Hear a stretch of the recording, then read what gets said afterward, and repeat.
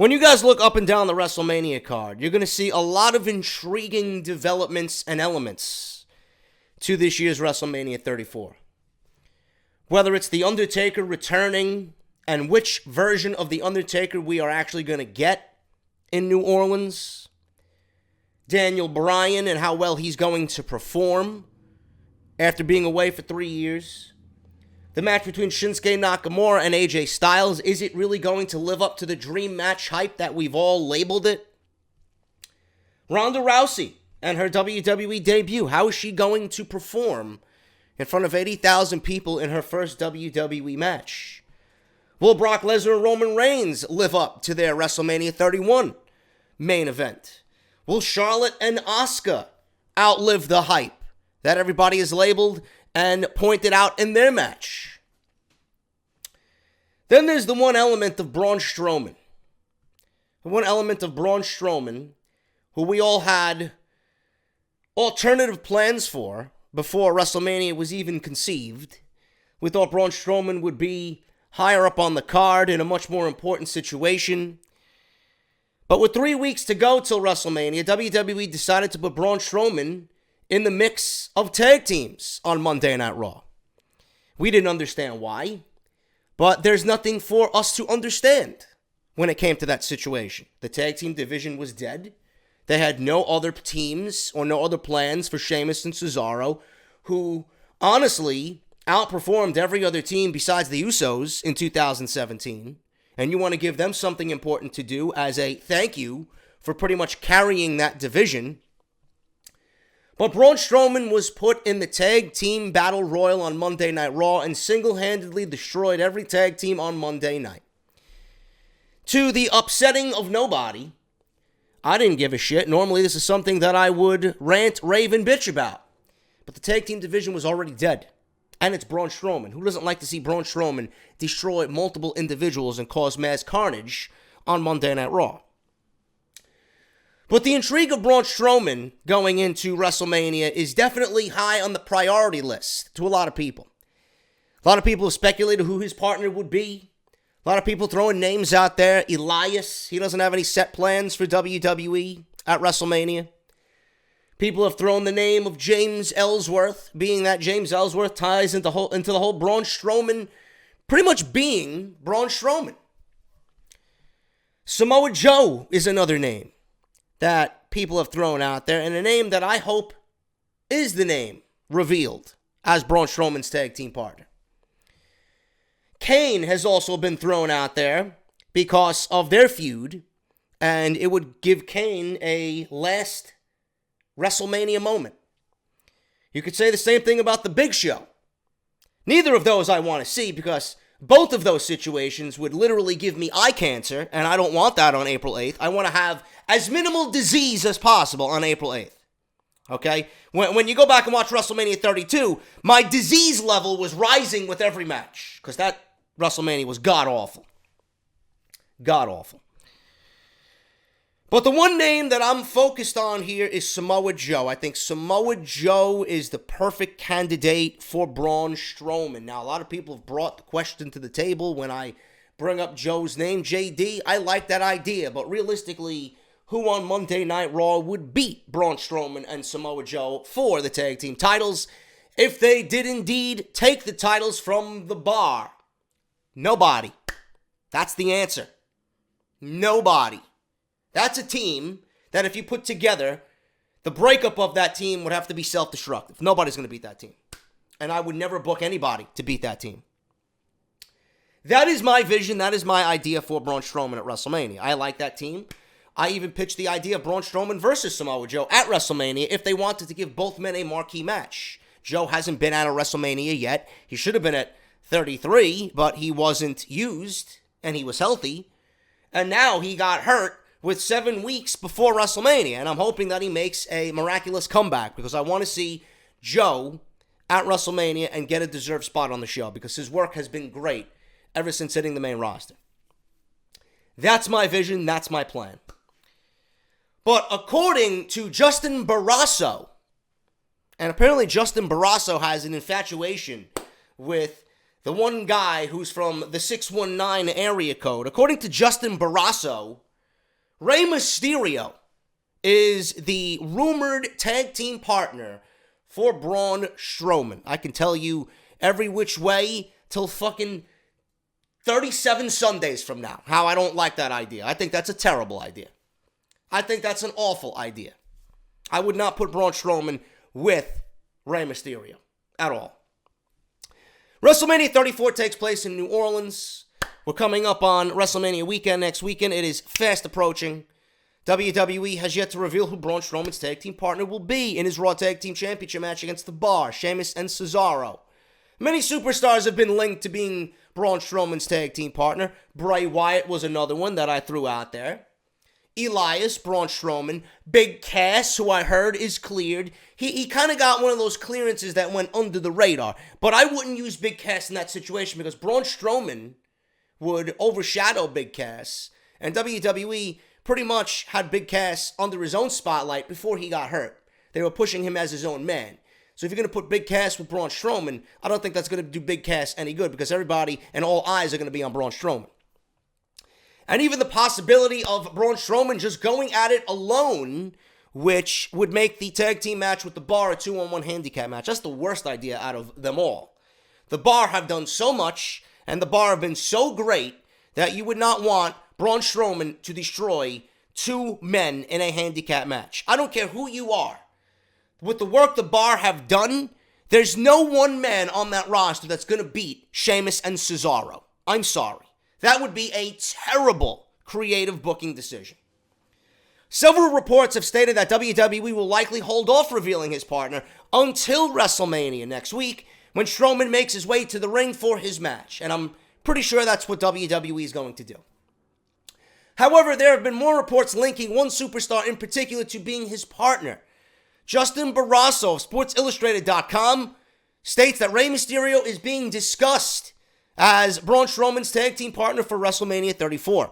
This would be his first match, his first championship match, rather, with the WWE since he competed for the tag team titles at TLC, Tables, Ladders, and Chairs in 2013. Barrasso has stated that two sources close to WWE confirmed that Vince McMahon is strongly considering Rey Mysterio as Strowman's tag team partner against The Bar at this year's WrestleMania. Mysterio didn't wrestle at the New Japan Strong Evolve show in Long Beach, and that was due to a biceps injury. But if he is healthy, he is expected to work WrestleMania.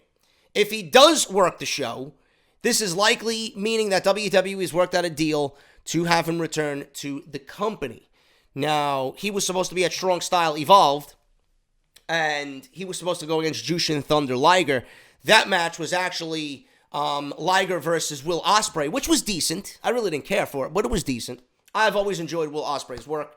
Rey Mysterio actually came out after the match and says that he promised he will be back in New Japan when they come back to California, and he actually challenged Will Ospreay to a match, and that is something that I would like to see. I think that would be fucking amazing. Now, Barrasso has stated that two sources close to WWE have confirmed Vince McMahon is strongly considering this. We don't know.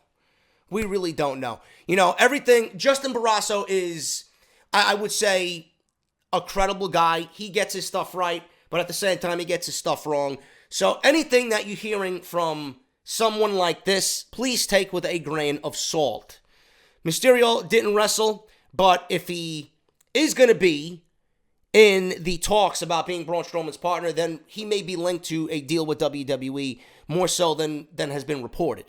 Mysterio made his first WWE appearance in years at this year's Royal Rumble as a surprise entrant. However, he has yet to sign a new deal with the company. Belief is that he still wants to work a part-time schedule with WWE. Rey Mysterio would be an excellent tag team partner for Strowman as he would provide the athletic high-flying routine to Braun Strowman's strength. He is a solid fan favorite too, so they'll have the fans backing this team at WrestleMania. The situation could be the answer to Mysterio's desire to work on a part-time basis, as well as Strowman doesn't need him around every week to help him defend the Raw Tag Team titles. Fingers crossed as he is able to compete at WrestleMania despite his recent injury to put this plan into action. I'd rather Mysterio be on his own. Mysterio is more valuable to a SmackDown Live And Mysterio could be even more valuable to 205 Live if they want to get him over there and work with the cruiserweights. Samoa Joe is going to be there every single week. Samoa Joe is going to be there at every single house show, and he's going to do the full WWE tour. The tag team championships aren't going to look good with one guy holding the titles while the other guy is out on a part-time schedule. If you're going to be part of a tag team, that means you need to be part of a tag team. You need to show up together, you need to work together, you need to defend the titles, and you need to be featured and showcased with the titles together.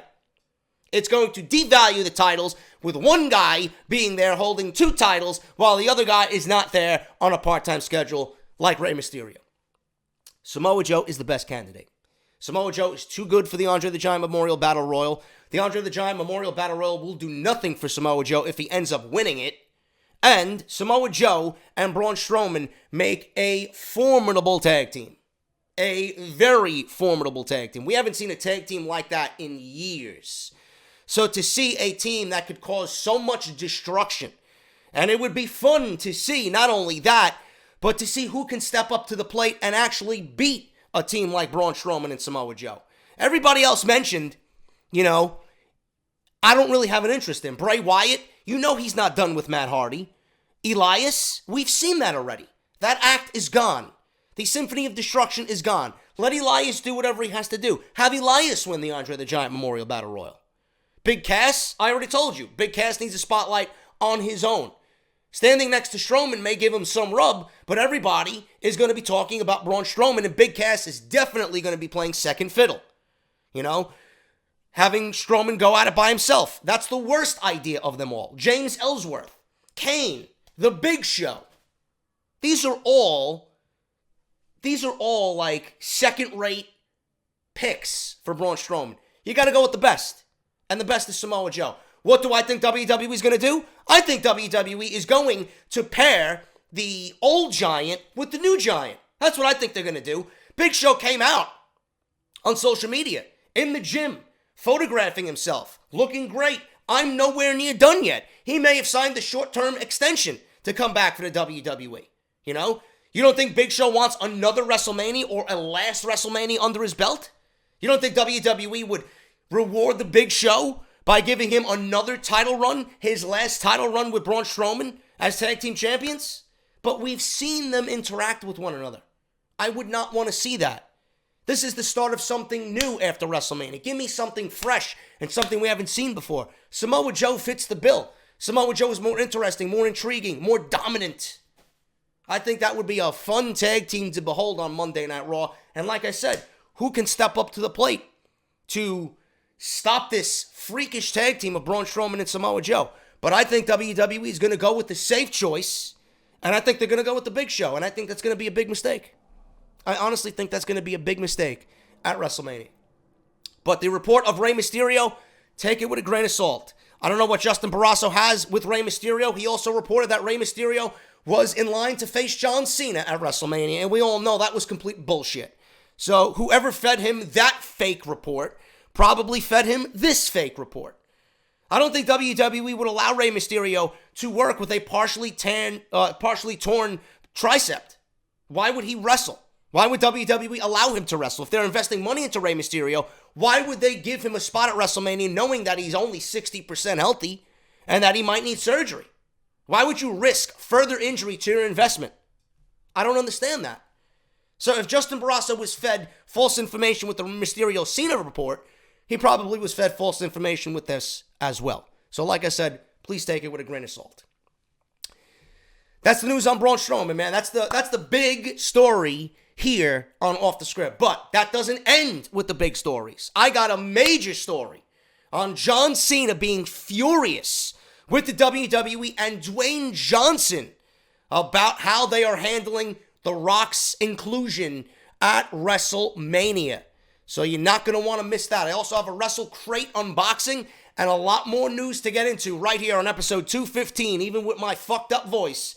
Episode 215, part number 2, right here on Off the Script. We'll hit the introductions, and I'll see you guys right back here on the flip side.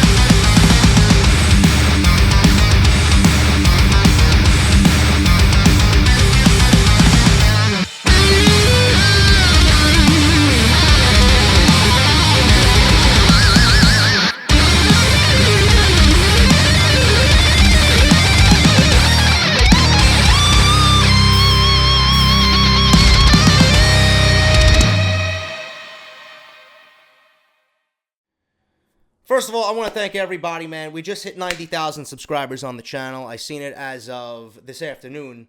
I was up very early this morning because the guys wanted band practice for about 3 hours today. Coming along very nicely. We're getting shit done at a nice pace. We got 2 of our old songs almost completely down. Another couple of practices and they will be picture perfect. But I looked at my phone and I seen that we just hit 90,000 subscribers, man. And I'm so happy to see that nice round number. And I'm beginning to kind of get into the mindset that we're almost there. We're almost there. It's been a long time coming, and I've been loving the growth ever since I started working by myself again, and I have not worked with people that were holding me fucking back and just creating a cancerous environment. I have just seen increases not only in revenue, but in views, subs, minutes watched, everything that is vastly important to the growth of a channel on YouTube. And I'm loving it, man. So we're going to get there sooner rather than later, hopefully, by SummerSlam. I know it's a long stretch. It's going to be a tough one, but I'm hoping by SummerSlam when I do my meet and greets with Ticket Drew and LeBar and Solomonster again, hopefully it should be at 100,000, and then we can really party for SummerSlam weekend, man. So I'm hoping by that weekend we'll get it done. But if not, we'll be dangerously close by then. But I want to thank everybody for your love and support, man. You guys are the lifeblood of this channel. And I would not be where I am today without you guys. So thank you so much. If you guys missed off the script yesterday, we talked about a big story about Roman Reigns possibly turning heel. This is a story that pops up every single year and just completely is false news every single year. But WWE has an ample opportunity to really make Roman Reigns special if they wanted. Special in a good way. He may be special to some right now, but the guy's trash. The character portrayed by Roman Reigns right now is utter garbage, and they're presenting him in the wrong way. If WWE wants to turn him heel, this would be an ample opportunity, especially with Brock Lesnar not coming back to the WWE, as reports are saying. Especially with Daniel Bryan coming back, we can be in for a memorable showdown. Babyface versus mega heel and Roman Reigns, man. The wannabe face versus the true face. It sells itself. I don't know why WWE wouldn't want to revisit that. You know, it would be this generation's Hogan versus Warrior. But, you know, Vince McMahon is set in his ways, and he's going to continue sucking the Samoan dick. Just like he has been for the last 4 years. But we talk about Roman Reigns turning heel, and a slew of other stories. Why Ronda Rousey sounds so garbage on promos. Everything you need is in that video, part 1, linked in the annotation that you see on the top right corner of the screen. We got a WrestleCrate unboxing, man. We're going to do that right now. I think I have a That Wrestling Club unboxing next week because the fucking mailman, he leaves these 2 crates, but he doesn't leave that one. So it must be the size of the crate. I don't really know. Because you see here, this crate is fucking small. They never put anything in this thing. You know, the one we did yesterday, the Pro Wrestling crate, was even smaller than usual. So I don't know why they left these 2, but they didn't leave that one. But whatever the case may be, man, let's unbox this before I get into anything else. WrestleCrate, always been a proud sponsor of the show since their birth.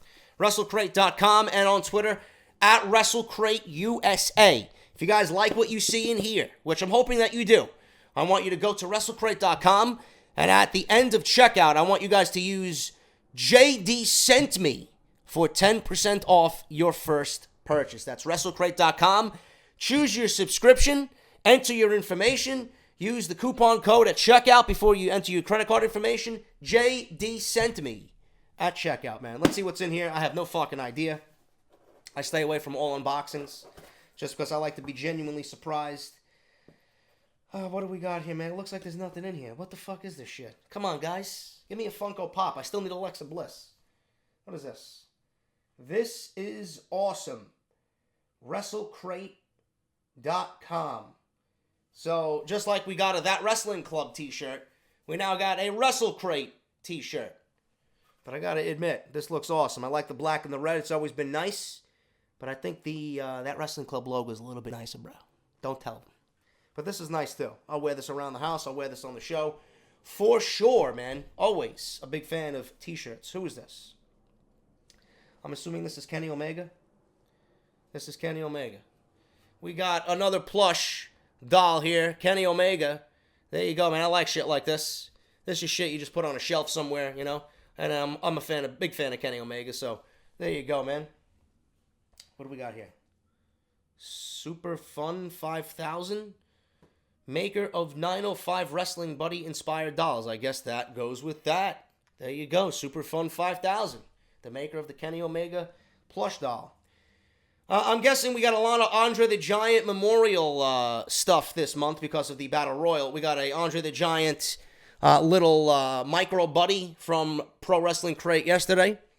And today we got a Andre the Giant lapel pin. So there you go. Andre the Giant right there, man. Plus the documentary's coming out.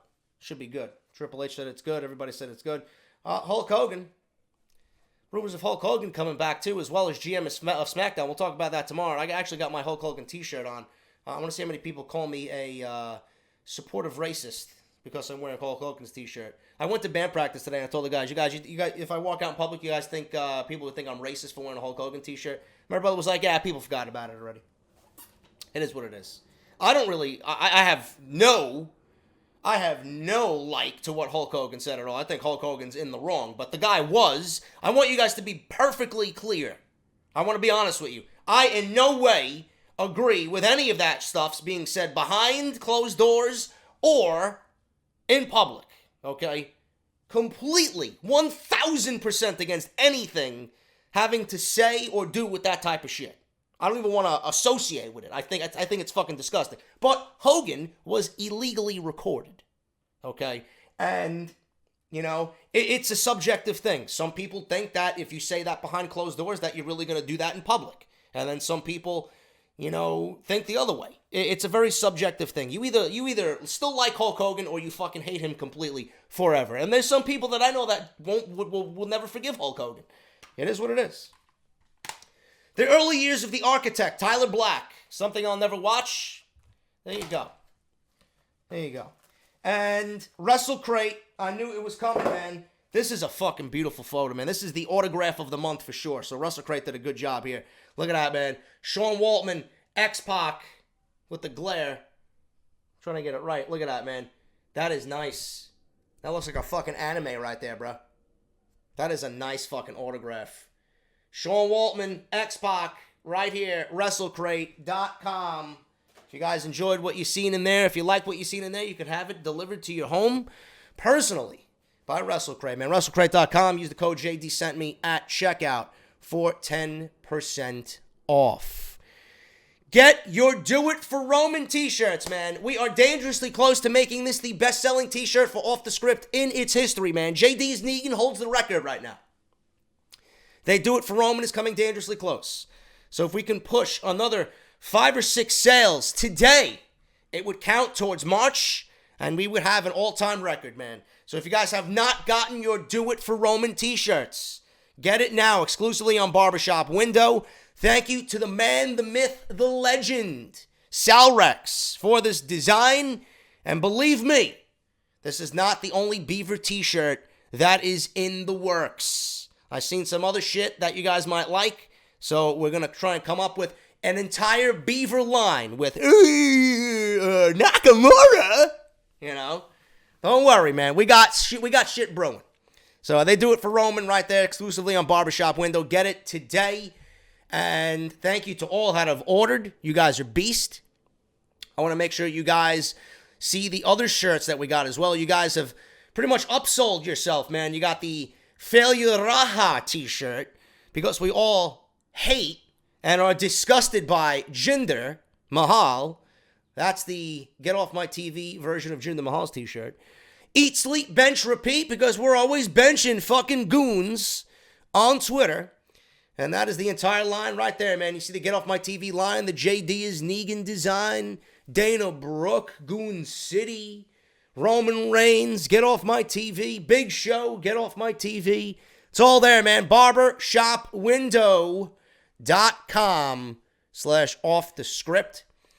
Thank you guys for supporting Harry's. Harry's is a great sponsor of the show. Harry's.com/script. You're going to get a free trial shave set because they want to ensure that you feel at your best. And when Harry says that they are the best, they fucking mean it, man. It's going to be the best shave of your life. Harrys.com/script. You're going to get a razor blade, a razor handle, razor gel, and a razor blade protective case for free. All you guys have to do is pay the shipping and handling, man. And when you use it, you're going to say, damn, JD was right again. Just like he's been right with Roman for 4 years, he was right on Harry's. Harrys.com/script. Get yours today. And Audible, as always, been a sponsor of the show for over a year now. audibletrial.com/offthescript. 30 days free of their service with one free audiobook of your choice. You have over 190,000 choices to choose from, man. Follow me on Twitter at JDFROMNY206 and hit that subscribe button down below and make sure that bell is turned on for all notifications. And if you guys want to support the show, as always, patreon.com/JDFROMNY206. Let's get into the news, man. If my voice is gonna hold up here, I don't even fucking know, man. Anybody got some fucking tea with honey? Please, preferably green tea. My goodness, man. I don't know what the fuck happened to my voice. It's not like I feel like chills and I feel weak. I don't know what the fuck I got, but my voice is shot. I got phlegm in my throat. I have a sore throat.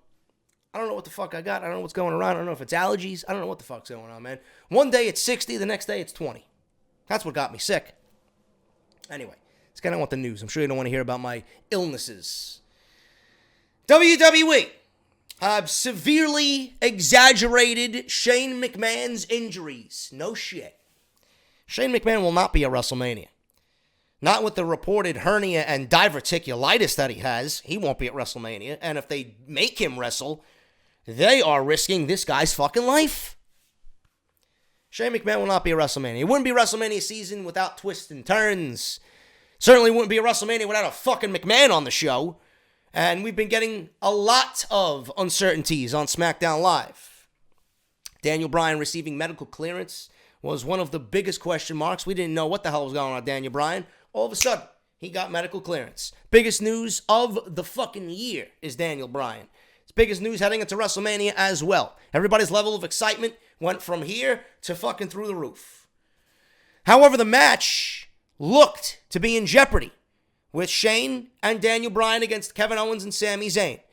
Shane McMahon has been struck down with illness in the form of a hernia and diverticulitis. Although the timing of the announcement made it seem like it was one big work all along from the vicious attack of Owens and Zayn on SmackDown. Since then, it has been confirmed that both ailments are legitimate. So the expectation has been that Shane O'Mac will be replaced by someone else teaming up with Bryan to make sure that the match still goes as planned. Especially with the new stipulation being added earlier this week, with Shane expected to compete. With some outlets claiming that Shane's health issues and the severity of them are legitimate, and the fact that it's WrestleMania is the reason he's putting off surgery and fighting through the pain. Raj of Wrestling Inc. has provided an update on this situation. Originally reported by Sports Illustrated, the source is claiming that although the situation is genuine, he is dealing with injuries. WWE officials might be exaggerating the severity slightly to give him more sympathy from the fans. This also helps put over the fact that Zayn and Owens brutally attacked Shane McMahon just a few weeks ago. Shane is still expected to be in pain at WrestleMania, but you can't help but assume that it might have been exaggerated because even a daredevil like Shane will have a serious problem competing if he's suffering from diverticulitis, which is something that had a huge impact on Brock Lesnar and his career. The health of the stars is obviously the priority, so Shane will clearly need to be in a state where he's able to compete without putting himself in any danger. If this is the case, then it could likely be that while he is suffering from an illness or injuries, WWE possibly overplayed it to further or enhance the storyline. That was my original guess. Like, I don't know why they would use diverticulitis, but it would have been fucking very bizarre for them to use diverticulitis as a way to enhance him being injured from a powerbomb attack by Owens and Zayn. I never seen anything like that, and I thought they would be foolish to use diverticulitis. Why would you fuck around with something like that? Who the fuck wants diverticulitis? And what sense would that make after that type of attack? I can understand a hernia, but diverticulitis? And if he does have diverticulitis, why are you making him wrestle? God knows what type of pain someone's in with that type of illness. I don't understand. Like, how much can he physically do at WrestleMania with diverticulitis?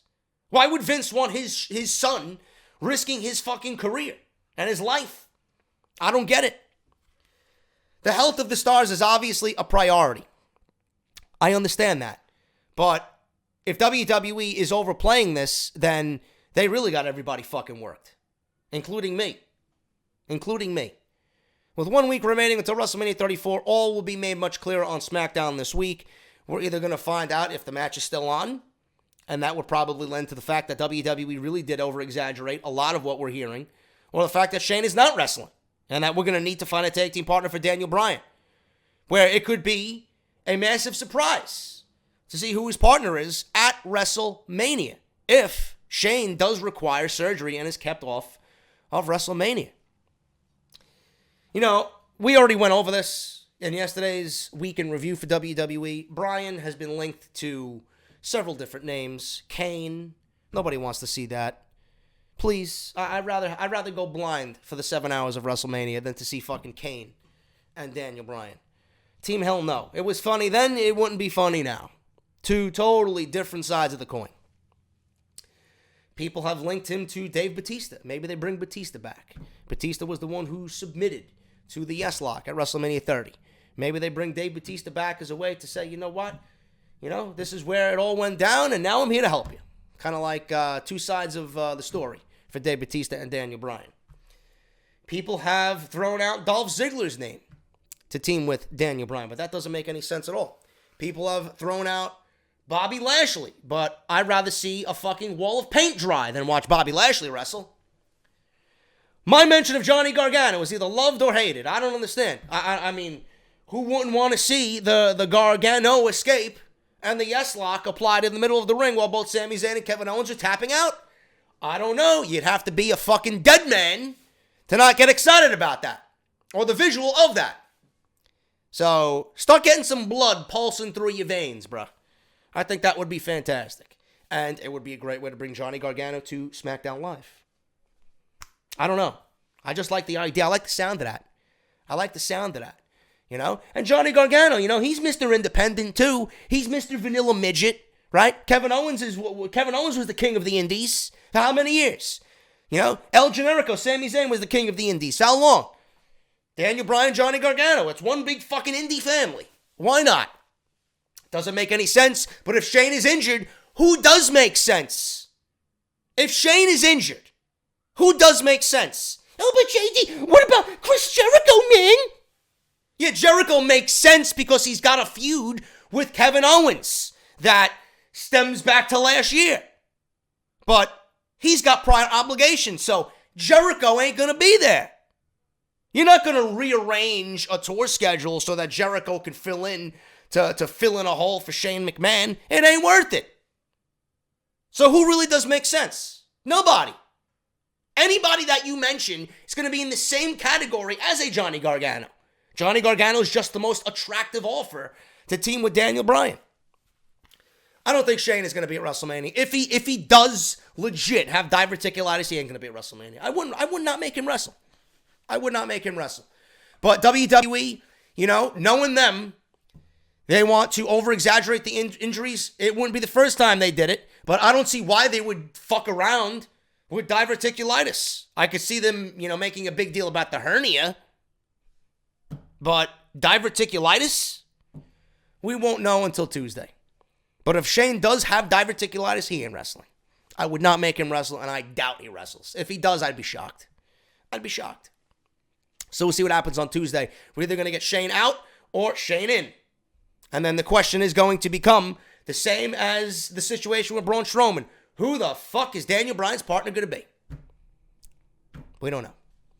Time will tell, people. Time will tell. Speaking of SmackDown Live, AJ Styles on if he wants to re-sign with the WWE. Current WWE champion AJ Styles is recognized by most, according to some, this guy's the best wrestler in the world, but the other half state that AJ Styles is the greatest professional wrestler on the planet today.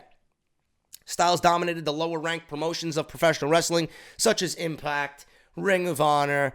I wouldn't say New Japan is on a lower ranked list, but New Japan, he conquered there. So many more. He showcased how dominant he can be in the ring by putting on great matches wherever he went with every name in the business. 2016, he made his debut in the Royal Rumble. I would have not debuted him in the Royal Rumble. I had better plans to debut AJ Styles than WWE did, but they put him in the Royal Rumble nonetheless. He made a great impression. Fans quickly warmed up to AJ Styles. Styles will defend the WWE Championship. He's going into WrestleMania as champion, and deservedly so. And he will defend that title against Shinsuke Nakamura at WrestleMania. This is a dream match, as many people are describing it. Of course, with weeks to go before WrestleMania, Styles has been making a ton of media rounds to promote the big event and the big match. He recently did an interview with Ratue Music. Don't know who the fuck they are, nor do I care to look it up, to talk about his upcoming match with Nakamura and his WWE status, being that him being injured is a big question mark.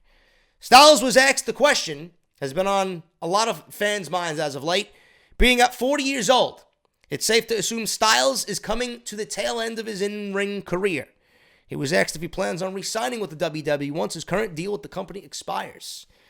I quote, "I don't see why not if I can still do what I do. Like, if I can still be AJ Styles, then I would like to keep working in the WWE in a talent form. So as long as I can keep going, then I would like to keep working here." End quote. Styles was then asked what he wants to do after he retires, to which he responded that he isn't going to be able to sit at home and do nothing for long, so he'd enjoy being an agent or trainer in the WWE. I quote, "I think there is definitely going to be a time to just sit and chill with the family, but a guy like me just doesn't sit at home. So I would like to get back on the road, either as an agent or, more importantly, become a trainer of some sort. Who knows what will be around in WWE by the time I retire? There may be a better job than that when the time comes." AJ ain't going nowhere. As long as he's healthy, AJ has been so valuable to the WWE, he's going to make more money in his second stint with the WWE. As soon as his contract is expired, AJ is going to be due for a raise. And if there's anybody on that roster that deserves a raise, I'm hoping that Vince McMahon has recognized how valuable he is and pays him accordingly. So AJ is going to be making a lot more money with the WWE once his contract expires. So, you know, money talks, and AJ ain't walking. AJ staying with the WWE for the foreseeable future. He ain't going anywhere. He is a WWE lifer from this point on.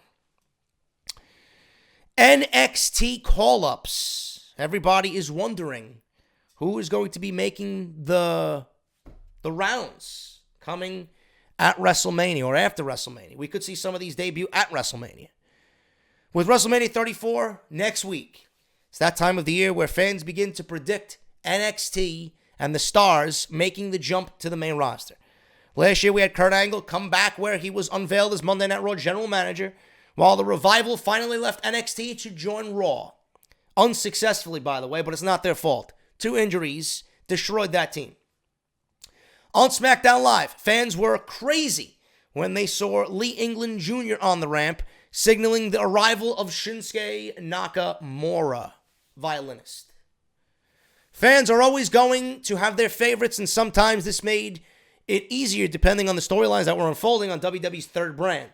However, Mike Johnson of PW Insider has speculated that a collective total of 7 talents are expected to move to either Raw or SmackDown Live shortly after WrestleMania. Although they haven't been mentioned by Johnson yet, it's widely speculated that both Johnny Gargano and Tommaso Ciampa will finally leave NXT after their current storyline. That's kind of a shame. It's bittersweet because I've wanted Johnny Gargano to at least win the NXT Championship, but I don't know, man. Maybe there's bigger things in store for Johnny Gargano. Maybe he wins the WWE Championship. Who the fuck knows? Who the hell knows, man? If Johnson is to be believed, though, then the tag team division could be getting some huge additions as well. Akam and Razor, the Authors of Pain, are rumored to be finally getting the call-up. Eric Young, Alexander Wolf, Nikki Cross, and Killian Dane's exit from NXT could see Sanity make the main roster as well. That would be great. Eric Young and Alexander Wolf can form a tag team. Nikki Cross can be in the women's division. Killian Dane has main event monster written all over him. So there's no reason why he won't be able to succeed on the main roster as well. With War Machine now a part of WWE, both of those moves seem very likely because with the exit of two monstrous teams, in comes another monstrous team in War Machine. Someone who might not make a big impact on the main roster, but will certainly bring an element of fun is No Way Jose. He hasn't exactly been featured in the most compelling storylines during his time in NXT, but you have to think that his character will fare better on the main roster with the younger audience, especially since it seems like his character has run its course on NXT. That could be true. Just look at what Elias did in NXT. He didn't do much of anything. In fact, people did not like Elias on NXT. They gave him get off my TV heat. Now, Elias, with the main roster, has transformed his act, has been given more freedom to express himself, and he's become one of the best things about the show. That could be said about No Way Jose if he's given some leeway on the main roster. He could follow the same path as Elias, where he didn't do much of anything in NXT. Fans got bored of him. Fans aren't really that excited to see him anymore. But if he makes the main roster, I think SmackDown Live would be best for No Way Jose. I think he would fail miserably on Monday Night Raw because they just wouldn't know what to do with him. They put him with fucking Titus Catering for all I know. You know, Titus Catering needs the bimbo in Dana Brooke. Then they need the dancing goon in No Way Jose. That's what I see happening there. And I would not want to see that happen. That's just a waste of the guy's talent. It could be an Elias route, or WWE could just keep him in NXT and feature him a little bit more, being that they are now introducing the North American Championship. You know, it might give him a more, a better outlook, a new lease on life, more opportunity where he wasn't getting any opportunity. We can see No Way Jose challenge for a championship, whereas he wasn't, and nowhere near the NXT Championship, But I don't know. No Way Jose could make the main roster. We'll see what happens with that. In the women's division, I fully expect both Billie Kay and Peyton Royce to be called up. In fact, I expect both of them to be in the Women's Battle Royal at WrestleMania. We just don't know what brand they're going to be on the day after. They're rumored to be getting the call-up as well. As talented as they are, they've never really been at the core of the women's division in NXT. They've always been more of a supporting role in NXT. But the main thing WWE has to do is keep them together. You do not want to break them up. You keep the iconic duo together. There's more money in them together. There's more money in them growing together than having them being separated on the main roster. I fully expect both of them to be on the main roster and in the Battle Royal at WrestleMania. This is no fault of their own, as the women's division has constantly been stacked in NXT with the finest talent in all of WWE, and it's a tough task to ask anyone to overcome the likes of Charlotte, Asuka, now Ember Moon, Shayna Baszler, and Kairi Sane. Finally, two of the more bigger names include Roderick Strong, who has done some work on 205 Live and has been one of the best workers in all of WWE, along with Andrade Cien Almas. Now, he is the current NXT champion, and more than likely he will be dethroned by Aleister Black, and we can see Andrade Cien Almas make the main roster on the Raw after Mania. Wherever he goes, I fully expect Zelina Vega to follow, and wherever they are, I fully expect them to be successful. They are too good at this point. They are too hot at this point for them to fail. And if you're going to book someone like Andrade Cien Almas wrong, then you ain't doing it right. And you don't need to be booking anybody. So I don't care where he goes. I just want to see him wrestle. And I think him in the ring with anybody should be a treat for all of us. Despite several big-name losses on the horizon, NXT will still be in a healthy place. This is the complete opposite of where they were a couple years ago, when we seen a mass exodus of talent leave, and NXT was pretty much bone dry. There's a new championship coming, plus the likes of Black, Drew McIntyre, EC3, Ricochet, Velveteen Dream, Lars Sullivan, all still there. Plus the excitement, like I said, of Ricochet and Velveteen Dream, only going to make NXT that much better. Johnson went on to note that the names he mentioned might not necessarily appear on Raw or SmackDown after WrestleMania. This is down to the next WWE draft reportedly taking place 2 weeks after WrestleMania, so some of the names mentioned above could be introduced then instead. Well, I don't know how this is going to work, man. We're going to have an issue. And I'm thinking long term here. Because there's a report about UFC and the negotiations with the UFC for Fox. They're not doing too well right now. Excuse me. They're not doing too well right now, and it looks like WWE is inching closer to signing a deal with Fox. And that Ronda Rousey is on WWE television now, that gives WWE the mainstream spotlight that Fox is attracted to, so that Fox could offer them more money to get their programming on Fox instead of UFC. Now, if Raw goes back to 2 hours, that's a third-hour cut. If SmackDown goes to FS1, which is rumored, 2 hours. So we're going to have 2 hours of Raw and 2 hours of SmackDown with overloaded rosters. This could be a good thing. This could be a bad thing. The bad thing is these rosters are going to be so fucking stacked, we might not see people featured for weeks, which is not necessarily a bad thing.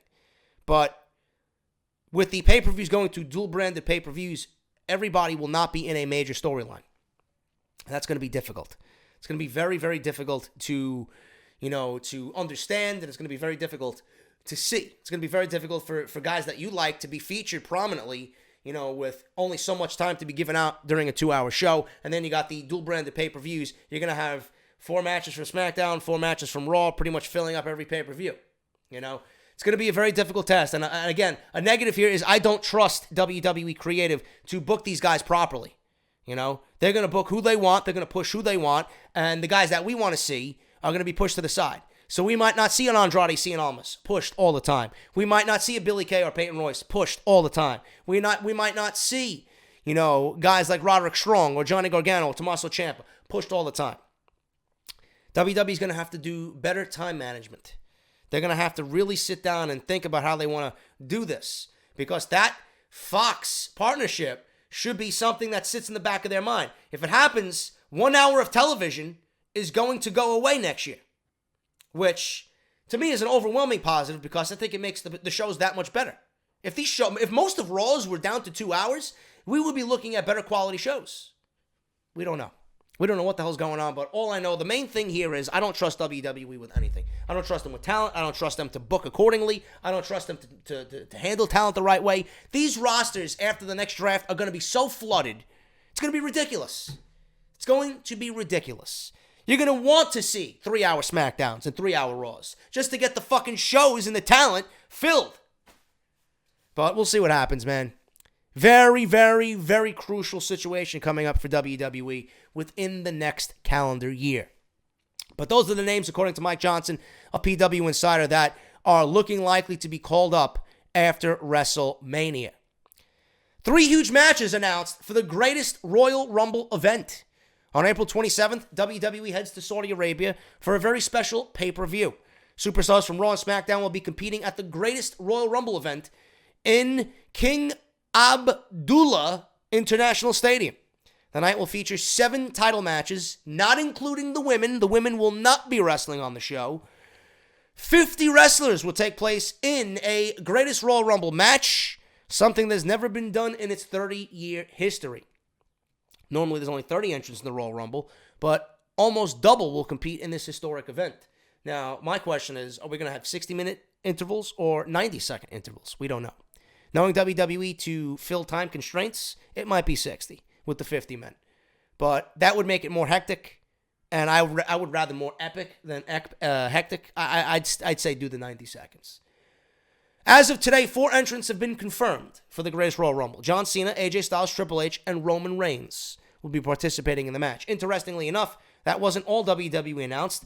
With just over a month until the event, the company announced 3 huge matches will be featured on the card alongside the Rumble. These matches are John Cena versus Triple H. I don't see what that does for anybody. Cesaro and Sheamus versus the Hardy Boys. And it mentions it for the Raw Tag Team titles. So if they've already announced that, did WWE spoil the Tag Team title match for Raw at WrestleMania? Are Sheamus and Cesaro going to be the champions coming out of New Orleans? Why would they spoil that? I don't understand that. And the Hardy Boys? Is this going to be Matt and Jeff? Or is this going to be Brother Nero and Woken Matt? We don't know. We don't know. It just says the Hardy Boys. It doesn't say anything about the Woken Hardys or the Broken Hardys or any other form of the Hardys. It says the Hardy Boys. And then Miz, Seth Rollins, Finn Balor, and Samoa Joe for the Intercontinental Championship. We don't know who the champion is going to be. All three guys that I first mentioned there are in the Intercontinental Championship match at WrestleMania. If I was booking it, I'd give it to Finn Balor. Samoa Joe, being that he's in that match, does that mean that Joe is not going to be Braun Strowman's partner? Is Strowman really going to go at it alone? Is it going to be somebody else? Are they going to lose? Is Joe even going to be at WrestleMania? We don't even know. We don't know. WWE's match announcement is interesting for a couple reasons, for all the mentions, or all the reasons I just mentioned. Now, of course, it's possible that the participants in these matches could change, so it's still interesting WWE decided to announce all of this officially, and they announced it. Similarly, the ladder match suggests that all three men competing for the Intercontinental title at WrestleMania, Miz, Rollins, and Balor, will still be in the hunt for the title after WrestleMania. Now, the fourth participant in this match also gives away the fact that Joe is close to a return. But the match announcement is contrary to rumors that he's going to feud with Roman Reigns for the Universal title upon his return, which we re-reported last week on Off the Script. The Triple H vs. Cena match doesn't give too much away, but it's a huge draw for fans in Saudi Arabia. And it's just a singles match, so it probably is only on the card to boost ticket sales for the event. A lot of questions for this Greatest Royal Rumble. Card is subject to change. We have to see. We have to wait and see. But as of right now, we got more questions than answers regarding this Greatest Royal Rumble event. Finally, guys, I'm going to end it right here because my throat is honestly giving way, and I honestly don't feel good. I just want to end this, and we'll pick it up again tomorrow. Hopefully, I feel a little bit better. John Cena, furious over negotiations with The Rock for WrestleMania 34. What the fuck does that mean? For the past several weeks, WWE officials have been negotiating to have Dwayne Johnson make an appearance at WrestleMania 34. At first, it seemed they wanted him to work a match as Ronda Rousey's partner against Triple H and Stephanie McMahon. That was the ideal choice. That was the choice that made the most sense. Kurt Angle is second rate to The Rock, especially in this situation, because these two have something with Triple H and Stephanie stemming back from 31. That didn't happen, and he was replaced with Kurt Angle.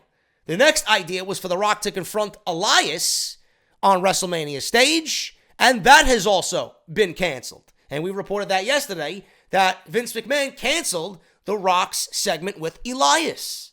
Now, Dwayne Johnson and Vince are still negotiating, but their talks are creating big problems within WWE, especially with John Cena. According to a new report from Billy B and Dirty Sheets, The Rock genuinely wants to be in New Orleans for WrestleMania this year. Roman Reigns and Nia Jax are both expected to win their respective titles and have big nights, both being Samoan. The Rock wants to be there.